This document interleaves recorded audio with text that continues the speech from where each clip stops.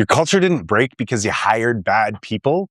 It broke because you grew too fast to tell new people who you actually are. There's a culture pattern I see constantly in growth stage companies, and it almost always surprises the founders when I name it. They describe the early days, small team, strong energy, everyone pulling in the same direction.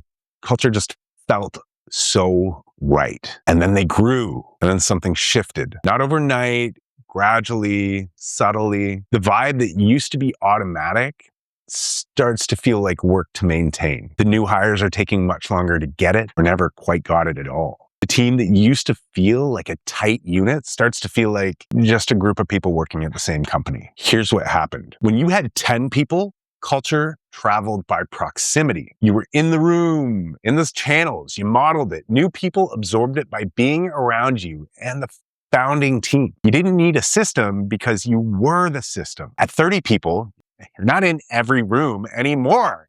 At 50 people, there are whole teams having whole conversations that you are not a part of, nor do you even want to be. And if you haven't translated the culture that lived in your head and your founding team's behavior into something explicit, into values, into hiring criteria, into onboarding, into how managers lead, then what you're scaling is a diluted version of what you had. Each new hire learns culture from the last hire, who learned it from the hire before that. By generation 3 or 4 of that, you're playing a very expensive game of telephone. This is why I always say culture transformation isn't really about changing culture. For most growth stage companies, it's about capturing the culture that you already have, the one that made the early days work, and building the infrastructure to carry it forwards as you grow. The founders who do this well don't wait until culture is broken. They do the work at 20 people.